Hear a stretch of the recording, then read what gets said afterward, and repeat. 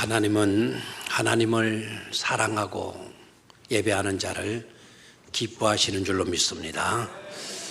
은혜를 사모하는 여러분들 위해 충만한 은혜를 주시기를 축원합니다. 좌우에 계신 분들과 반갑게 은혜 받으시기 바랍니다. 미소를 지으면서 은혜 받으시기 바랍니다. 인사하십시오.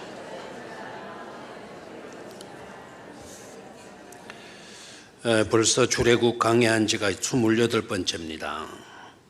오늘도 말씀을 나눌 때 성삼위 하나님께서 우리의 마음을 주장하시고 우리의 삶까지도 주장하여 주셔서 변화받고 용기 얻고 위로받고 믿음으로 감격하는 그런 시간이 되어지기를 축원합니다. 흔히들 우리가 듣는 말 가운데 조심스럽게 들어야 할 말들이 있죠. 세상에 사람만큼 무서운 것은 없다. 그러니까 사람 만날 때 항상 조심하도록 해라. 사람만큼 무서운 것은 없다. 그리고 사람을 너무 믿지도 마라. 사람 쉽게 믿었다가 낭패당하는 일 너무도 많기 때문에 사람 너무 믿으면 안 돼. 이런 말들을 자연스럽게 우리가 하기도 하고 그런 말들을 쉽게 듣기도 합니다. 과연 그렇습니까? 그럴 만도 하다 하는 생각도 듭니다. 종교가 다르다는 이유로 수백만 명을 아무렇지도 않게 학살해 버리는 그런 존재가 인간 말고 또 있습니까? 청간, 아래층, 위층, 소음 문제 때문에 아래층 사람이 식칼을 들고 위층으로 올라가 가지고는 그 사람을 죽여버리는 살인까지 저지르는 그런 동물이 사람 말고 또 있더냐는 겁니다. 유산과 보험금을 타기 위해서 친구나 가족의 등에 칼을 꽂을 수 있는 그런 동물. 사귀는 여인이 의심스러운 행동을 했다고 마트에 가서 노건 준비하다가 뒤에서 목 졸라 죽이고 그리고 발가벗겨서 장롱 속에 숨겨놓고는 유유히 거리를 행보하고 지나가는 그런 자가 사람 말고 또 있더냐는 거예요. 오늘이 9월 13일인데 9월 11일 몇 해 전에 9월 11일 하면 여러분 기억이 되죠. 정확하게 몇 년이 갔는지는 모르지만 9.11 테러 사건, 비행기를 몰고 도시 한복판에 빌딩으로 돌진하여서 하루아침에 수천 명의 사망자를 내는 동물 하고 보면 이 세상에서 가장 위험하고 가장 무서운 존재가 사람이고 있는 것입니다. 그래서 사람 만나는 거 조심해. 사람 너무 믿지 말도록 해. 그런 말들이 당연스럽게 여겨지면서 들려지게 되는 것이죠. 그러나 여러분, 아무리 인간이 그러한 면들이 있고 그러한 자들이 있다고 해도 역시 사람만큼 반갑고 사람만큼 사랑스러운 것도 없는 줄로 믿습니다.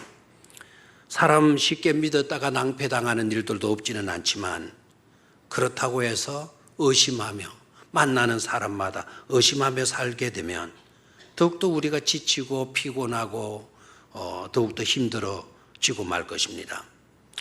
사람 믿어서 안 되지만 그러나 끝까지 믿어야 할 것도 사람 말고 달리 있겠습니까? 정현종 씨가 쓴 방문객이라고 하는 시를 이 시간 보도록 하겠는데 지금 이제 좋은 계절의 입구에 우리가 와 있어요. 모든 사색을 일깨워주는 그런 계절, 그런 계절의 문턱에서 이 방문객이라고 하는 시를 한번 같이 보도록 하겠습니다. 사람이 온다는 건 실은 어마어마한 일이다. 그는 과거와 현재와 그리고 그의 미래와 함께 오기 때문이다. 한 사람의 일생이 오기 때문이다. 부서지기 쉬운, 그래서 부서지기도 했을 마음이 오는 것이다.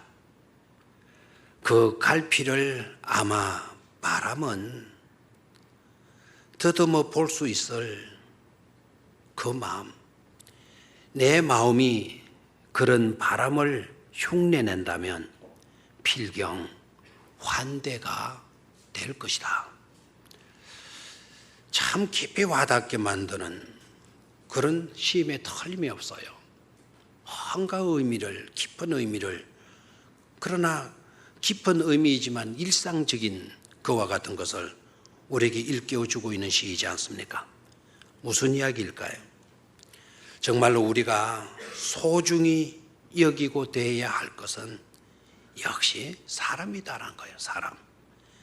깨어지기 쉬운 그런 찢어진 상처를 또닥거려주는 그 바람처럼 우리의 마음이 그러하여야 될 것임을 우리에게 말해주고 있는 줄로 믿습니다.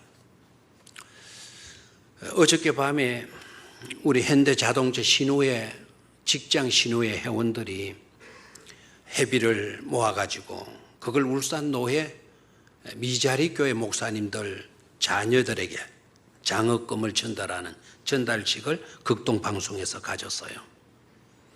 우리 교회 우리 김호동 장로님이 직장 선교회 회원으로 있고 또 조 장로님도 그게 회원으로 있고 아마 다른 분들도 회원으로 계시리라 생각을 하는데, 극동방송에서 주는 책자를 저에게 선물로 주었어요. 그 책을 보니까 김장원 목사님 그 책을 보니까 앞면에 이런 말이 새겨져 있었어요. 사람이 또 다른 사람을 만나게 될 때는 역사가 일어난다. 그렇지만 사람이 하나님을 만나게 될 때에는 기적이 일어난다 라는 말을 책 표지에 딱 새겨놨더라고요. 그렇지 않습니까? 좋은 사람 만나면 좋은 역사가 일어나는 법입니다. 사람과의 만남, 이게 무섭고 두렵고 믿지 못할 그와 같은 일이라기보다는 사람과의 만남, 이건 너무나 귀한 것이 아닐 수가 없어요. 그것보다 더 귀한 것은 물론 누구와의 만남일까요? 하나님과의 만남이죠. 기적은 거기에서 일어나기 때문에 그렇습니다. 오늘 읽은 본문 말씀 아마 새겨서 읽으신 분들은 느꼈을 것입니다. 오늘 본문의 말씀의 내용이 바로 그런 내용의 말씀입니다. 모세를 찾아온 모세의 장인 이드로, 그리고 그 이드로가 데리고 온 모세의 부인 십보라, 그리고 모세의 두 아들들과의 상봉이 이루어져요. 그들 앞에 서 있는 모세의 모습, 이들의 만남이 가만히 보면 너무나도 귀하고 아름다운 상봉의 장면으로 나타나고 있는 것을 보게 됩니다. 너무나도 귀하고 반가운 만남이 이루어진 장소가 어디냐? 우리나라도 분단의 아픔을 갖고 있는 나라이기 때문에 상봉의 장소는 우리나라는 주로 금강산에서 했어요. 그런데 이들의 상봉의 장소는 5절에 소개되어져 있죠. 5절을 한번 같이 보도록 하겠습니다. 모세의 장인 이드로가 모세의 아들들과 그의 아내와 더불어 광야에 들어와 모세에게 이르니 곧 모세가 하나님의 산에 진친 곳이라. 아멘. 자, 모세의 장인 이드로가 모세의 아들들을 데리고 오고 자기의 딸이면서 모세의 아내인 십보라를 데리고 오고 그리고 모세가 낳은 두 아들들을 데리고 나왔다 그랬어요. 그리고 서로의 상봉이 이루어지는 장소를 뭐라 그랬나요? 하나님의 산에, 하나님의 산에 마은 곳이다, 진친 곳이다. 자, 그러면 그 하나님의 산은 어떤 산일까? 오늘 본문에서는 그 구체적인 이름을 밝히지는 않았습니다만은 정황을 보게 되면 그 하나님의 산은 호렙산 또는 신의 산이라고 일컬어지는 곳입니다. 그 귀한 만남이 이루어지는 장소가 어디라고요?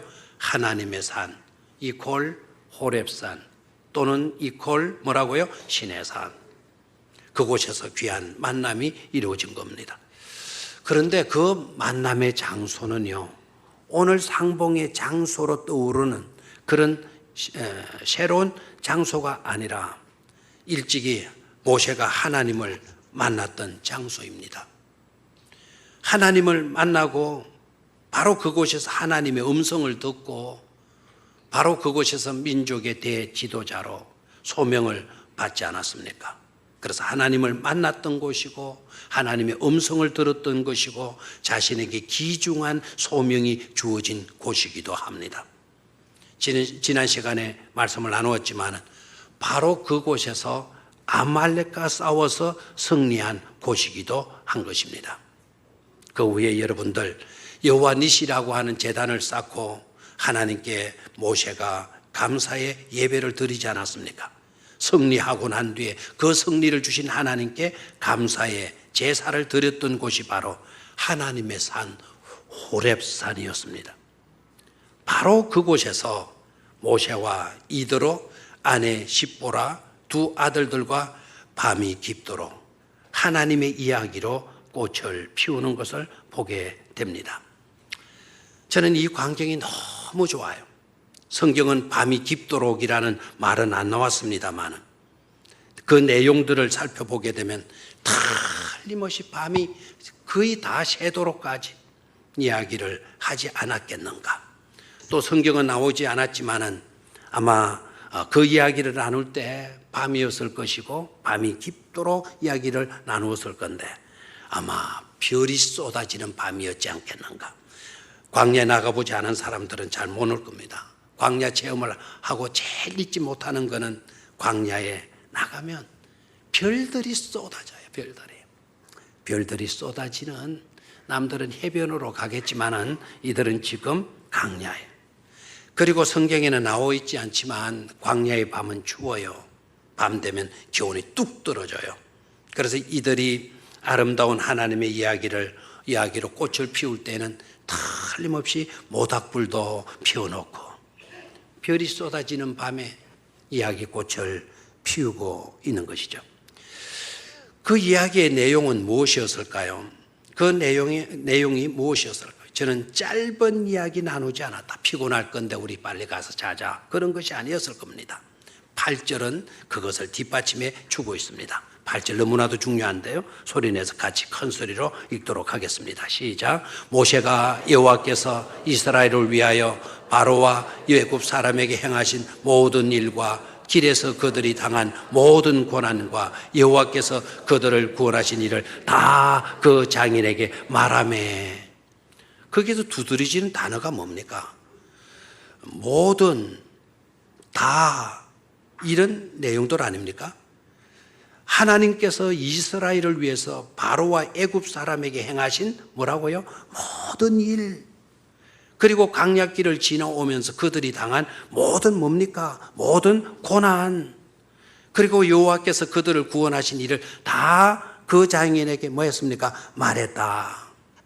40년 만에 애굽 궁굴 앞에 섰을 때 그 감회까지, 그리고 비참한 노예 생활을 하고 있는 그 지쳐있는 이스라엘 백성들을 만난 이야기, 그리고 그들에게 하나님의 메시지를, 구원해 주신다는 메시지를 전했을 때 의아해하던 그 노예로 생각하듯 찌달린 삶을 살던 자기 백성들의 모습들, 그리고 10가지 재앙들, 생생하게 목격했던 홍해가 갈라지던 일들, 물 때문에 발생했던 문제들, 그리고 그 모든 문제들을 해결해 주신 그 일들, 그리고 얼마 전에 있었던 아말렉과의 전투에서 승리한 일들, 아마 이런 이야기를 하는 모세는요, 신이 나서 침이 다 말라지도록 입술이 다 막 그냥 닳도록 전하지 않았겠는가 싶어요. 그리고 듣는 이드로와 그의 일행도 신이 나서 은혜로 와서 시간 가는 줄도 모르고 길을 좋은 곳하고 들었을 것이라고 생각이 되어집니다. 10가지 재앙만 이야기해도 이거 뭐 한두 시간 걸리지 않았겠어요.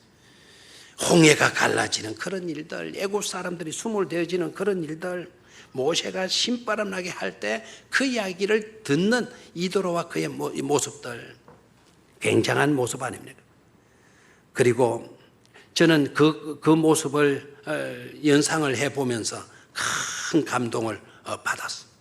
모닥불 피워놓고 별이 쏟아지는 밤, 하나님께서 자신들을 돌봐주셨던 그 엄청난 일들을 다 이야기하고, 그리고 남들은 그 이야기에 귀 기울여 듣고, 바로 그런 모습이 오늘 우리들의 교회의 진정한 모습이 아니겠는가 하는 그런 깨달음이 왔습니다. 교회라는 것이 어떻습니까? 진정한 교회의 모습은 어떤 모습일까요? 하나님을 만나고 하나님의 은혜를 받고 하나님께서 지켜주시는 그 이야기들로 가득가득 채워지는 곳이 바로 하나님의 몸된 교회인 줄로 믿습니다. 입이 닳도록 전하고 시간 가는 줄도 모르고 그 이야기에 매료되어지는 그런 현장, 그 말씀을 들으면서 하나님의 숨결을 느끼고 하나님의 손길을 느끼고 하나님의 역사하시는 그 능력을 느끼고 하나님의 사랑을 체험하고 위로를 받고 그리고 용기를 경험하는 그런 곳이 바로 오늘 우리들의 교회의 모습인 줄로 믿습니다.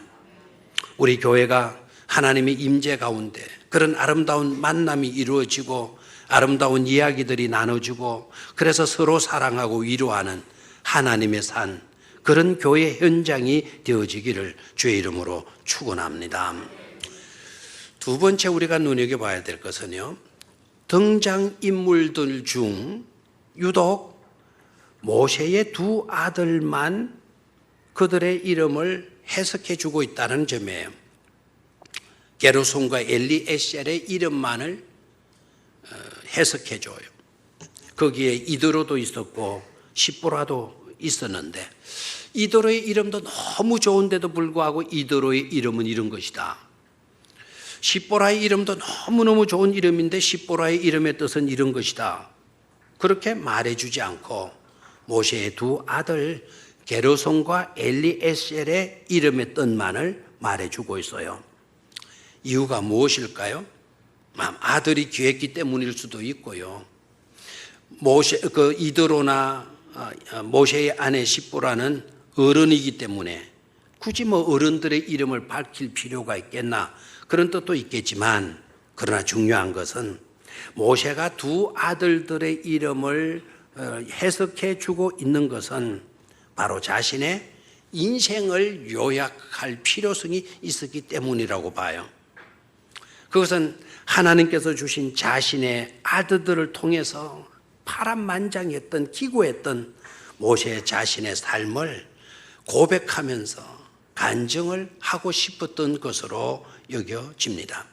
자, 그러면 게르솜이라고 하는 큰아들의 이름의 뜻이 뭡니까?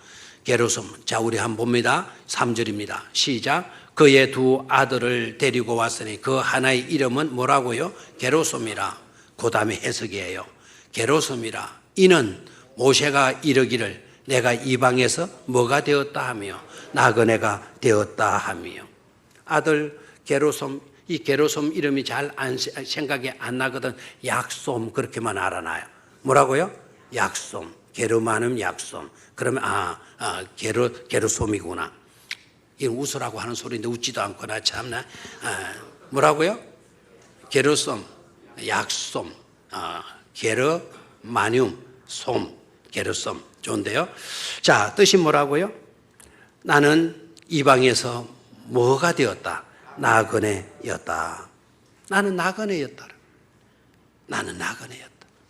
파란만장한 기구한 삶을 사는 그런 나그네였다라는 거예요.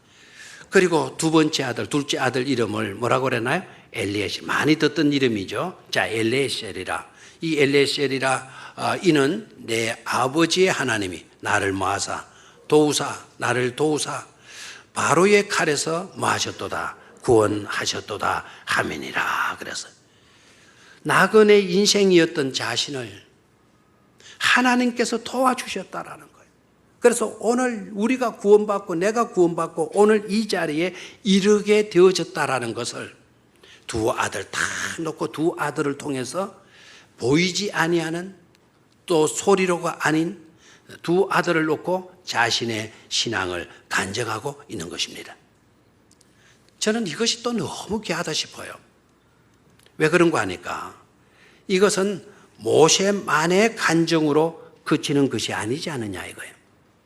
정말 우리도 이러한 고백, 이러한 간증을 마땅히 해야 될 존재이지 않느냐는 겁니다. 굳이 말로 못한다고 한다면 아들 놓고 아들들의 이름을 통해서도 우리는 고백하고 간증해야 되지 않느냐는 거죠. 실은 저와 여러분들 모두가 다 나그네 아닌 사람이 누가 있겠습니까? 우리 모두가 다 본향으로 나아가는 나그네들인 줄로 믿습니다. 나그네들. 그래서 인생은 나그네길. 어디서 왔다가 어디로 가는가. 구름이 흘러가듯 강물이 흘러가듯 그런 내용 노래 있죠. 그런데 어디서 왔다가 어디로 가는지 그거는 잘못됐어요. 우리는 하나님께로부터 와서 하나님의 나라 본향으로 가는 존재인 줄로 믿습니다. 우리 모두는 다 뭐라고요? 나그네예요. 모세만 기구만장한 인생을 나그네 길을 사는 것이 아니고 저와 여러분들도 기구만장한 그와 같은 인생 나그네 길을 걷고 있잖아요. 모두가 다 연약해요. 모두가 다 하나님의 은혜가 아니면 살아갈 수가 없어요. 하나님의 은혜가 아니고서는 우리 힘으로는 도무지 살아갈 수 없는 우리들인데, 그렇다면 하나님을 제대로 신앙하는 모든 신앙들이라면 동일한 신앙 고백과 간증을 하지 않을 수가 없는 줄로 믿습니다. 하나님은 이렇게 말씀을 하십니다. 하나님의 날개 아래 피하는 자를 눈동자처럼 지키시고 책임져 주시고 인도해 주신다고 말씀하고 있기 때문입니다. 그렇기 때문에 이러한 은혜와 사랑을 받고 있는 저와 여러분들은 어떤 방법으로도 신앙 고백과 바른 간증을 분명히 하면서 살아가야 될 줄로 믿습니다. 마지막 세 번째로는 밤이 늦도록 별이 쏟아지는 그 밤하늘을 바라보면서 모닥불 피워놓고 이야기꽃을 피워가는데 놀라운 일이 벌어져요. 장인 이드로의 반응이 예사롭지 않은 겁니다. 그 이야기를 듣는 모세의 장인 이드로의 반응이 예사롭지 않아요. 우리 성경을 통해서 한번 보도록 할까요? 자, 9절을 같이 읽습니다. 시작. 이드로가 여호와께서 이스라엘에게 큰 은혜를 베푸사 애굽 사람의 손에서 구원하심을 마하여 기뻐해. 누가 기뻐하여? 이드로가 기뻐했어요. 자기가 구원받은 것도 아니지만 이스라엘 백성들을 구원하신 하나님, 그 하나님께서 이스라엘 백성들을 구원해 주셨다는 것을 뭐 했습니까? 기뻐했다. 너의 잘됨을 나의 기쁨으로 이드로가 여기고 있습니다. 두 번째 이드로의 반응 10절입니다. 시작. 이드로가 이르되 여호와를 찬송하리로다. 이 이드로가 지금 어떻게 나오고 있습니까? 하나님을 마겠다는 겁니까? 찬송하겠다는 겁니다. 모세의 이야기를 듣고는 별이 쏟아지는 밤이 깊도록 모닥불 피워놓고 모세가 침이 마르도록 입이 닳도록 이야기 들려주는 그 이야기를 듣고 이드로가 지금 누구를 찬송하고 있어요? 하나님을 찬송하고 나와요. 10절입니다. 10절 뒷부분입니다. 시작. 너희를 애굽 사람의 손에서와 바로의 손에서 건져내시고 백성을 애굽 사람의 손 아래에서 건지셨도다. 아멘. 이제는 하나님의 구원을 확신하고 있어요. 건져내시고 건지셨도다. 건져내시고 건지셨도다. 이거는 현재형입니까? 미래형입니까? 과거형입니까? 현재형이고 미래형이라고 하니까 당황해가지고 건지셨도다. 건져주셨다는 거죠. 이미 하나님께서 이스라엘 백성들을 뭐 하셨다는 거죠? 구원해 주셨다라는 것을 말하고 있잖아요. 확신하고 있어요. 자, 더 놀라운 거는 11절입니다. 이제 내가 마였도다. 알았도다. 알았도다. 이제 내가 알았도다. 감탄형입니다. Now I know that. 내가 알았도다. 너네들이 믿는 하나님이 다른 어떤 신보다 뭐한 하나님이다? 뭐한 하나님이다? 크신 하나님이라는 것을 내가 뭐 했도다? 알았도다 그랬어요. 네가 믿는 너희 하나님 Your God is greater than the other gods. 다른 신들 그 뒤에 가져는 하나님을 말하니 보통 명사예요. 다른 신들보다도 더 greater than, 더 위대하고 크신 분이라는 것을 Now I knew that. 내가 뭐 했도다? 알았도다. 아멘입니까? 하나님의 역사하심, 하나님의 위대하심을 이제는 이도로가 감탄하고 있어요. 그런 감탄하는 모습으로 끝나는 것이 아니고 12절로 내려가서 봅니다. 같이 읽습니다. 시작. 모세의 장인 이도로가 번제물과 희생 제물들을 하나님께 가져오매 아론과 이스라엘 모든 장로가 와서 모세의 장인과 함께 하나님 앞에서 떡을 먹으니라. 아멘. 이도로가 뭘 가지고 왔다 그래요? 번제물과 희생 제물을 누구께 가져왔다 그랬어요? 하나님께 가져왔다. 그렇다면 그 번제물과 희생 제물을 왜 가지고 왔을까요? 번제물과 희생 제물은 누구께 드리는 제사죠? 하나님께 드리는 제사입니다. 그래서 하나님께 드릴 번제물을 가지고 왔다. 예배하기 위해서 제사 드리기 위해서 번제물과 희생 제물을 하나님께로 가져왔다는 겁니다. 그래서 제사를 드렸느냐 안 드렸느냐? 드렸습니까 안 드렸습니까? 드렸어요? 드렸단 말이 어디 있어요? 없는데 드렸다라는 것을 알 수 있는 것은 아론과 이스라엘 모든 장로가 와서 모세의 장인과 함께 하나님 앞에서 뭐를 먹으니라? 떡을 먹으니라. 떡을 먹었다라는 것은 제사 안 드리고는 떡을 먹을 수가 없어요. 떡을 먹었다는 것은 이들이 하나님께 뭐를 드렸다는 거죠? 제사를 드렸다는 겁니다. 무엇을 말하는 것일까요? 장인 이드로가 개종을 했다 이 말입니다. 뭐를 했다? 개종을 했다. 아니 이드로는 원래 하나님 믿는 사람 아니야? 여러분 그렇게 생각하지 마시고 이드로는 이방신을 섬기던 이방신의 제사장이었어. 이방신을 섬기던 이방신 쪽에서 일을 하던 그런 제사장이었던 그 사람이 하나님이 최고로 크시고 위대하신 분이라는 것을 모세의 이야기를 듣고는 깨닫고는 누구께 예배를 드렸다고요? 하나님께 예배를 드렸다. 다시 말하면 그가 종교를 바꾸었다는 거 아닙니까? 이방신을 섬기던 그가 누구를 섬기는 사람으로 하나님께 예배하는 사람으로 개종되었다 이 말입니다. 아멘입니까? 여기서 중요한 것을 또 더 중요한 것을 우리는 놓쳐서는 안 되는 겁니다. 모세의 장인 이드로가요. 누구의 이야기를 들었죠? 사위인 누구의 이야기를 들었어요? 모세의 이야기를 들었지 않습니까? 그 이야기를 들으면서 이드로가 이런 생각을 하지 않았다는 거예요.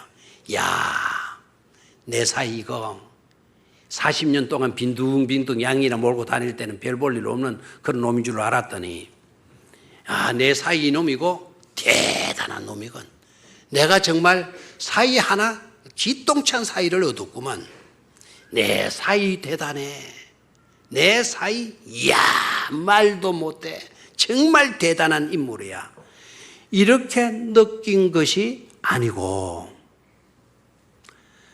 사위를 들어 사용하신 누가 대단하신 분이시다. 하나님이 대단하신다는 것을 이드로가 깨닫고 있다라는 사실이에요. 무엇을 말하는 것입니까? 그것은 모세가 자신을 드러내는 이야기를 한 것이 아니라 하나님께서 하신 일, 하나님께서 하신 일을, 그 일을 하나님께서 하셨다는 이야기를 모세가 이드로에게, 자기 가족들에게 들려준 것이라 이 말입니다. 아멘입니까? 이게 너무나도 중요한 거예요. 8절을 그런가 안 그런가를 아까 읽었지만 다시 8절을 다시 읽어보도록 하겠습니다. 시작. 모세가 여호와께서 이스라엘을 위하여 바로와 애굽 사람에게 행하신 모든 일과 길에서 그들이 당한 모든 고난과 여호와께서 그들을 구원하신 일을 다 그 장인에게 말하매. 아멘. 자, 저를 봐요. 이 8절은 아까는 제가 말씀을 때 모두 다 그게 우리의 시선을 모아야 된다고 말씀을 드렸어요. 이제는 8절을 읽으면서 모세가 자기 장인에게 이야기를 해 주는데 내가 어떻게 해서 내가 어떻게 했더니 이렇게가 아니고 여호와께서 강조되어지는 주어를 또 하나 봐야 돼요. 모세가 여호와께서 이스라엘 위하여 바로와 애굽 사람에게 행하신 모든 일 봅니까? 그 다음에 그들이 당한 모든 고난과 여호와께서 그들을 마신 일을 구원하신 일을 다 누구에게 말하며? 장인에게 말하며. 하나님이 하신 것이다라는 겁니다. 누가 하신 것이다? 하나님이 하신 것이다. 아멘입니까? 내가 한 것이 아니라 우리가 한 것이 아니라 하나님께서 하신 것이라는 하나님의 이야기를, 하나님이 하신 일을 밤이 맞도록 해 주었다 이 말입니다. 사실 그렇지 않습니까? 모세가 지팡이를 던진 것밖에 없어요. 그 던져진 지팡이가 뱀이 되어서 꿈틀거리게 하신 분은 누구이십니까? 하나님이에요. 모세가 홍해를 향해서 지팡이를 든 것밖에 없어요. 모세는 그 지팡이를 들었을 뿐인데 홍해를 갈라지게 하신 분은 그 일은 누가 하신 것이라고요? 하나님께서 하신 것이라 이 말입니다. 모세가 지팡이를 들고 산 위에 올라가서 손을 들고 있었던 것밖에 없어요. 아말렉을 쳐부서 이길 수 있게 하신 분은 바로 누구이시다 말입니까? 하나님이시다 이 말입니다. 사람이 하는 게 아닙니다. 사람은 누구나 다 약해요. 그렇기 때문에 늘 고난을 당할 수밖에 없어요. 사람들이 뭘 하려고 하면 한계에 부딪히고 마는 것입니다. 고난 당하는 사람, 문제를 풀어 가실 수 있는 분은 바로 하나님밖에 없는 것입니다. 사람들을 구원하시는 분은 오직 누구만이 하신다? 하나님이 하신다 이겁니다. 무엇을 할 수 있는가 하면 모세는 자신을 자랑하고 자신을 높이지를 않았다는 것이죠. 자기의 이야기를 하지 않았다는 겁니다. 모세가 밤이 맞도록 한 이야기는 하나님이 하셨다. 하나님이 하셨다라는 그 말을 했기 때문에 이드로가 이제 내가 알았도다 감탄하면서 하나님이 바로 모든 신들보다 어떤 신이시다? 뛰어난 신이시다. 이렇게 고백하게 되어질 수 있었는 줄로 믿습니다. 우리의 믿음의 생활에 있어서도 마찬가지여야 될 줄로 믿습니다. 오로지 하나님께서 하신 일을 말해야 될 줄로 믿습니다. 우리 성도님들이 다 하나님만을 이야기하는 그런 성도들이 되시기를 축원합니다. 많은 사람들이 우리들로부터 듣는 수많은 이야기들은 다 하나님의 이야기들 뿐이기를 축원합니다. 항상 우리들의 이야기의 주제가 하나님으로 이야기 되어질 수 있기를 축원합니다. 그런 축복에 함께 하시기를 주의 이름으로 축원합니다.